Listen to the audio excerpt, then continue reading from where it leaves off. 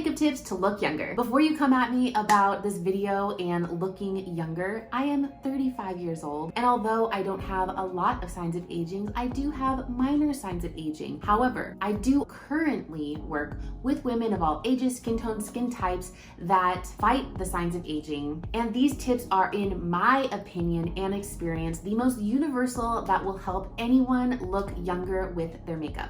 If you're new to my channel, welcome. My name is Meagan Brown, and I'm a professional makeup artist in Southern California. I'm all about just simplifying beauty, making it easy, making it simple, and giving you takeaways that you can easily implement. Disclaimer about all the 10 tips on how to make yourself look younger and like your most attractive self. All of the products that I used in today's videos, I bought myself. I am not yet an affiliate for any products except for the New Face microcurrent device, the Trinity Plus, that I used in tip 1. I've also saved my best bonus tip for last, so if you have a hard time with getting your color to pop, you're gonna wanna stick around till the end to see that tip. So let's dive on into the 10 makeup tips that are gonna help you look younger and like your most attractive self. Here we go. Tip number 1 is all about the prep. Now, when I was younger, skin prep used to honestly be kind of a trigger word for me because at that time I really didn't care about the prep. My skin was perfect, it looked great no matter what I did. But as I have gotten older, I have realized that it is all about the prep. The better your skin looks, the better your overall makeup application will be. So I'm going to prep my skin because this video is all about looking the most attractive you can. And so I'm going to start by using my Trinity Plus by New Face. I'm just gonna do a quick 5-minute treatment to help just give a little bit more of that snatched effect and definition to my complexion. I'm not gonna bore you by doing this for 5 minutes. I'm gonna go ahead and skip over to the next step. My eyes are included in this prep, and I have a young baby who did not get much sleep last night. So I am going to put some eye drops in my eyes to just help create a little bit of brightness and just really give the whites of my eyes a little bit more help. These are the Lumify eye drops, which are my hands down favorite go-to. I'm gonna use this moisturizer as a last step of my skin prep. This is just going to help give my skin a nice layer for my makeup to lay on, and it really allows my makeup to blend more effortlessly. Lips are extremely important to prep. You don't want your lips to be dry when you go to put on lipstick or whatever you're gonna wear, so grab a good lip balm. Not lip conditioner, not chapstick, but lip balm. And this is the one by Fresh. Tip number 2, evening out your skin tone. This will change as you age. Now, if you're young and have perfect skin, use a very sheer foundation. You don't need a lot of coverage. As you get older, if you have hyperpigmentation or skin discoloration, you may need to use a more medium coverage foundation to help give you an even complexion. However, I'm all about giving coverage where you need it instead of putting coverage all over your face. What I mean by that is I try to use a sheer to medium coverage over a majority of my complexion and then spot conceal or build coverage where I need it, where I have a little bit more pigmentation or redness to my skin. I just bought the new light reflecting eye brightener in the color Night Swan by NARS. So this is what I'm gonna use to help just give a little bit of brightness around my eyes, and then I'm gonna work from there. I'm gonna apply this with my fingertips. NARS products typically need a little bit more warmth to really go onto the skin smoothly, so you don't really need a lot of makeup brushes when you're using NARS products. I'm not really a big fan of using a lot of brushes in general with complexion. I try to keep it very minimal so then that way I can keep up with cleaning them. Pro tip, if you are using a foundation brush, you need to make sure you're cleaning that more often, especially if you are prone to breakouts. I can guarantee that may be a main contributor. I am applying this eye brightener right underneath the orbital bone of my eye. I'm really wanting to just brighten the overall skin around my complexion. This is going a little bit into my blush placement, but overall I'm just wanting to brighten the entire under eye area. And then as I get closer to my eye, there's less product on my fingertip, so that way this product does not settle and crease into the fine lines around my eyes. I am loving this new product. I don't have a lot of discoloration underneath my eyes specifically, so I'm just more about brightening this area. If you have dark discoloration around the eyes, you're gonna wanna think more color theory when choosing a concealer, especially in this area, instead of a concealer that's just gonna be able to go all over your face. All right, what do you think? This is my first time using this product and I'm liking it a lot. If you look up closely, you really can't see or detect the makeup, it really just looks like this is my skin and I own it. So to continue evening out my skin tone, which I just have redness in my cheek area and a little bit on my forehead, I'm going to use a little bit of foundation to just give a little bit more coverage. Now I'm not going to layer on top of what I already applied, so then that way my makeup can still look as natural as possible. I got a sample of a foundation yesterday, so I'm gonna go ahead and test that out and see where it takes me. This is the, I believe I'm saying it correctly, the Say foundation. It's spelled S-A-I-E. This is what the brand looked like. I am applying right under the cheekbone, going up until this product pretty much meets that eye brightener product. Overall, I'm using a very minimal amount, so it has great coverage without needing to use a ton of it, which is so nice because that's gonna allow my skin to look like I just own perfect skin instead of it looking really made up.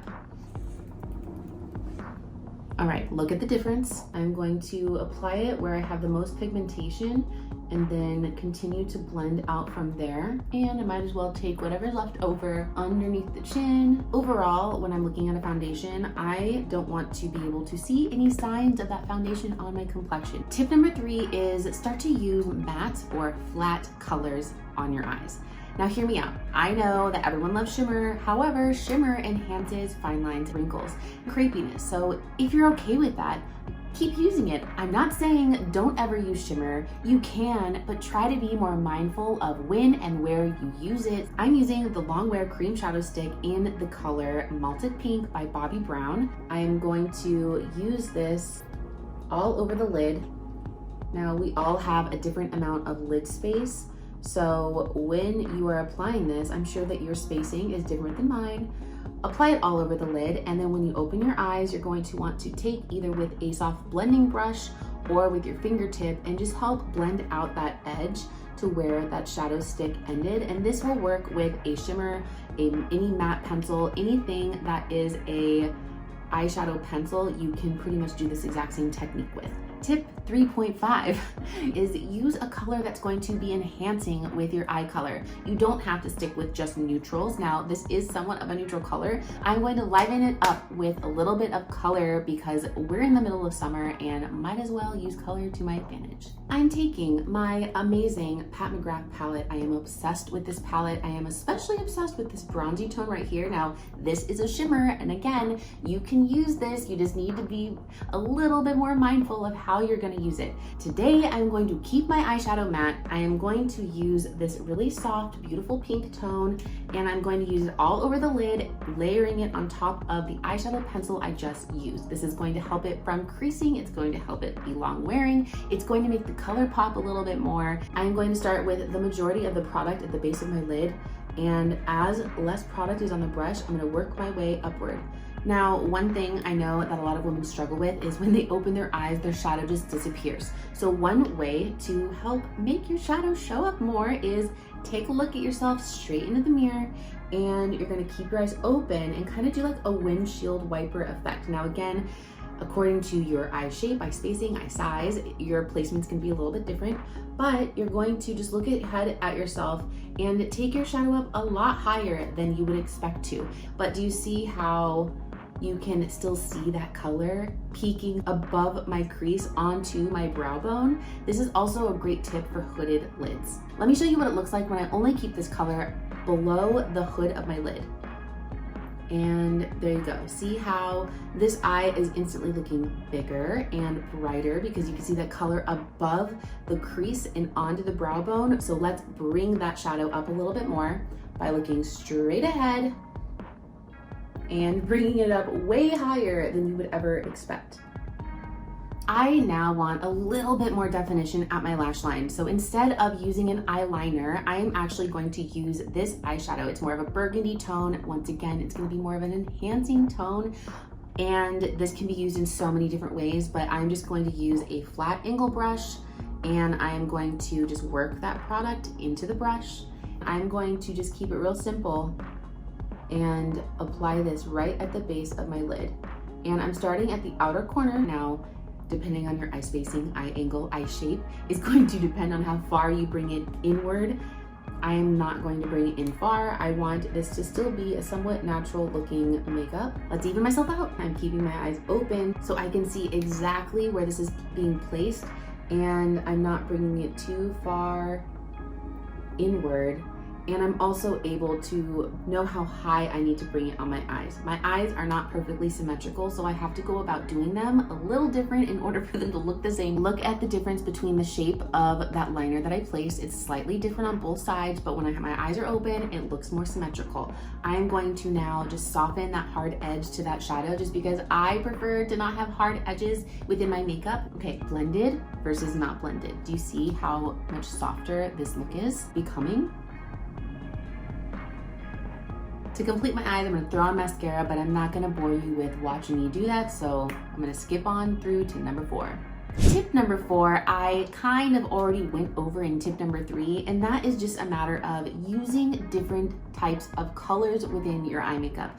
You do not need to only use black or brown. This comes down to color analysis, but I can guarantee you still have options to use different colors that will enhance your overall complexion, eyes, hair, and even make you look younger because of the colors that you're using. In addition, placement with your eye makeup is everything. When I was applying my makeup and going above the crease, I have different spacing from lash line to crease to brow bone than you do. So it's really important that you take your unique features into consideration when you're applying your makeup. Now, if you don't know what your placements are when it comes to your unique features, subscribe and keep following along because I'm going to continue to create and release content that is going to help you have more clarity around placement with your eye makeup and overall makeup in general. By the way, if you have a hard time with getting through your makeup quickly and you are trying to minimize the amount of time you do your makeup but still have amazing results, I have a free video series on how to hack your makeup. You can find the link for the Hack Your Makeup free video series in the description below. Tip number 5 is contour versus bronzer. This is somewhat of a controversial subject, not just with everyday makeup users, but also in the professional makeup world. A lot of people are only using bronzer as their contour, and there's not really anything wrong with that. You can use a bronzer as a contour. However, you cannot use a contour as a bronzer. Let me explain why. Okay, I put the two on the back of my hand. Hopefully you can see the difference. Do you see how this is a warm tone color? So let me blend it a little bit just so you can see the color a little bit more. And let me show you this one. Now, do you see how this is cool in tone and this is warm in tone?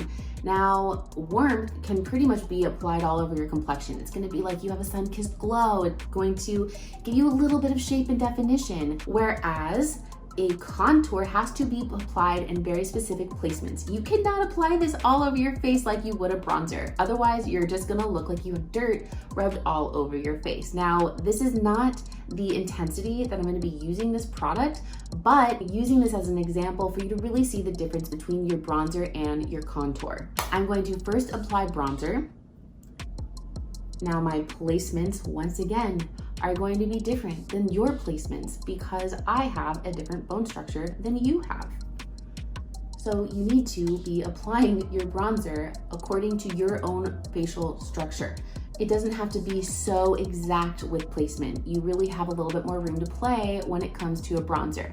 And I know that most of you are not used to using cream bronzers, but I would encourage you, again, going back to tip number 1, hydration. Hydrated skin looks like healthier, younger looking skin. It's going to look the most natural on your complexion. So I encourage you to try to use more creams than powders.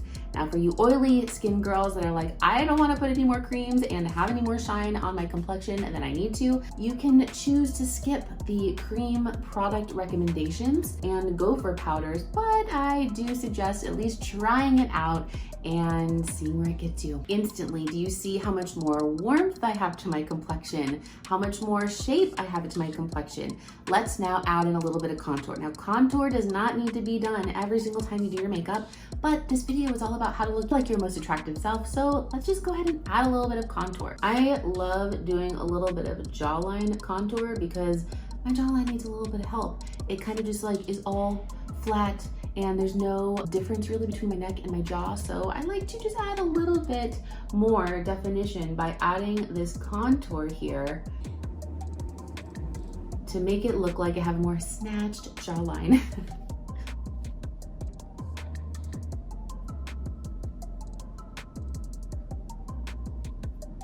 Thing with creams is that you can always go backwards and forwards with your complexion if you happen to go out of bounds or where you don't want a product to be. Once you use powder, it's a little bit harder to make corrections. Tip number 6, try using a cream blush, preferably with a little bit of color to it, not so neutral, especially because we're here in summertime and you might as well make that color pop. This is the new Afterglow liquid blush in the color Behave by NARS. It is a really beautiful, soft pink tone, and I'm really excited to use it. I am going to be a little generous with my application of blush, and I'm gonna go right on top of the cheekbone, and because it's trending, I'm gonna take it up into the temple to really help enhance that color.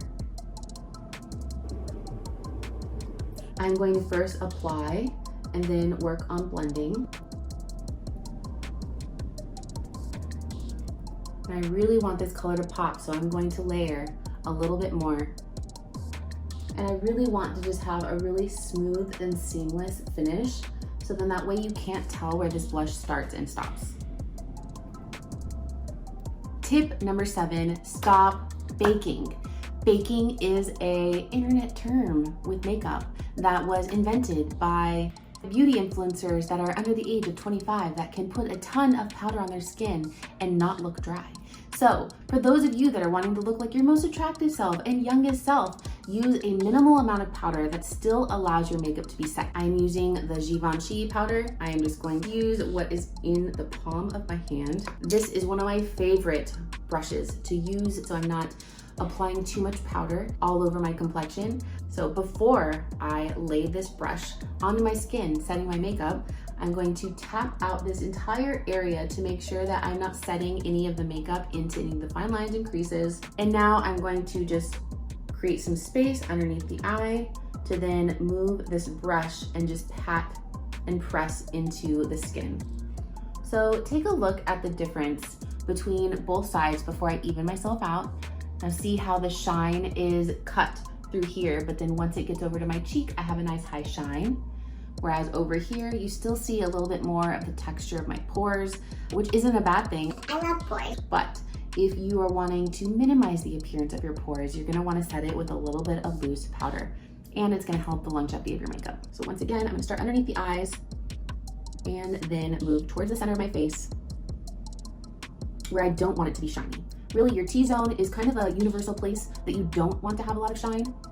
But again, see the difference of how having this contrast of matte versus high shine right next to each other really elevates the overall look and feel of my makeup. You can always add more, but you really can't remove powder once you put on too much. Tip number 8, we're going into brows. Everyone has different situations with their brows, whether you're missing the tails or you barely have any hair or you have a lot of hair. The way that you're gonna fill in your brows is gonna be a little bit different for everyone. And there are tons of different brow products out there. I am gonna be creating a video on different techniques of how to fill in your brows based off of your unique situation. So make sure to subscribe so you don't miss that video. But since I have a decent amount of hair in my brows and my brows are microbladed, I really don't need much product in them. I am going to take the Anastasia Brow Freeze and I'm going to brush it into my brows to help give a little bit more of a lift. Look at the difference of just brushing the brow hairs in place to help create more definition of shape before even applying any brow color to my brows. The brow color that you use will also make or break your brows. I tend to prefer more ashy toned brows, also only being about 1 to 2 shades lighter than your hair tone. You don't need to match your brows to your hair. Your brows are extremely important to help frame your overall features and face, but you don't want them to distract from everything else. I am using the Valentino Brow Trio in the color taupe.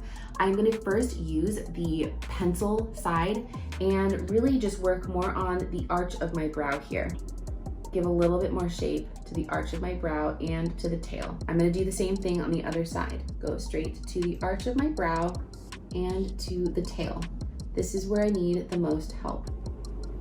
I am then going to brush it through to help soften the brow. I think that the more natural your brow can look, as if it is your own brow, the better. It doesn't need to look like a super made up brow. And now I'm going to take the pen part of this brow trio and just hit a couple of key places where I'm going to just recreate the brow hairs. So my application is really, really light in touch.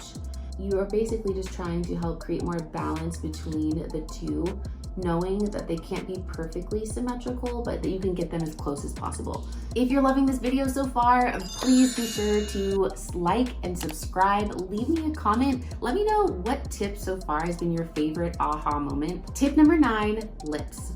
I'm going to keep lips simple. I am only going to use 2 products. First, Iconic Nude by Charlotte Tilbury. I am going to just give my lips a little bit of shape. This is great to do if you're wanting to create the illusion of bigger, fuller lips. I applied this right on top of the lip balm that I put on at the very beginning. Now it has a really smooth effect. Notice my lips are nice and hydrated, so they're prepped for any lip products that I put on top. And now I am going to finish off my lips with this hybrid lip oil by Haas Labs. This is a new gloss for me. And what I really love about these type of products, it's not gonna be this bright, like fuchsia tone. It's going to be a watercolor version of this tone. And it can just be a really fun effect, especially when you pair it up with a lip liner. I applied it with my spatula since it was already on the spatula. And see how my lips just have this really beautiful hint of color, but they look nice and hydrated. Key word of this entire video is hydrated. But really, you want to be avoiding frosty and metallic lip products. Honestly, those lip formulas just tend to bring attention to fine lines on the lip. Tip number 10 is a little bit more on the summer side, but try to use color within your makeup. Notice I used a pink gloss, a pink cheek, pink onto my eyelid. Everything I chose has more of a pink subtleness to it, which is so much fun to play with, especially in these summer months versus just neutrals. My bonus tip to help bring out the color of your makeup more is I used those creams at the beginning to build up my color. And now I'm actually going to use a powder blush to really enhance that pink. I'm just gonna sweep it on top of my blush that I already have. And maybe just add a little bit to the eyes. All of the tips that I mentioned in this video, take them with a grain of salt. Take some and leave others. You don't have to take every single tip that I say, but I do guarantee that if you do follow some of the tips that I mentioned in this video, you're going to have an overall younger looking appearance while also looking like your most attractive self. Nap time for my 1-year-old is almost over, so I hope that all of these tips were really helpful for you. And reminder to go and take action. Nothing is gonna change with your makeup application unless you actually implement the tips that you just learned. As a reminder, be sure to like and subscribe. Thanks for being here, and I will see you in the next video. Bye! Nap time is over, and I had to very quickly clean everything up because this boy wants to get into everything.